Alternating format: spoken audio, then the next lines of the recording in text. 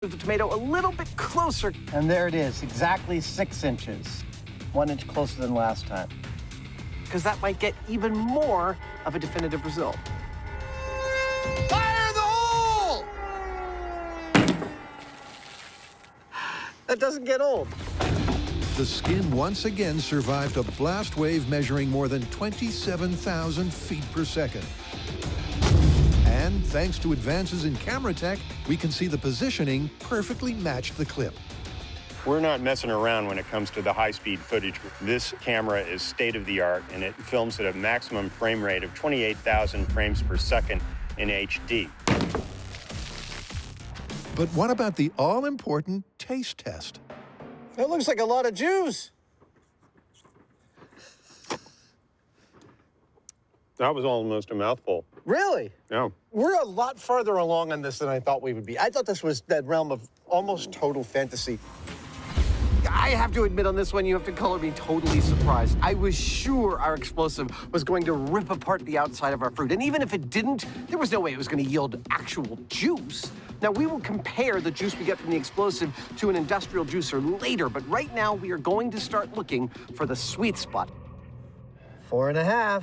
There you go. Fire the hole! And that is how close we can get the explosive to the fruit before we start to destroy the skin. That's where we'll get maximum juice.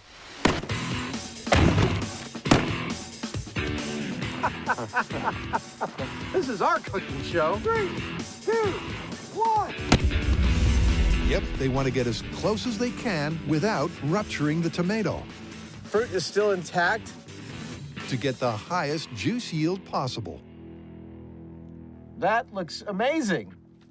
He's getting juice out of it. It's the same story at 3 inches. 1. Still there. I don't know that we breached the outer skin. This is amazing. And even at 1.5 inches.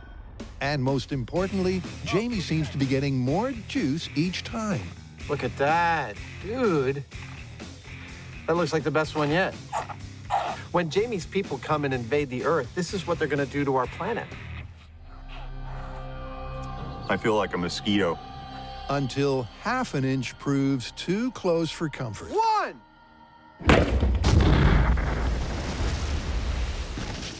Yep, finally.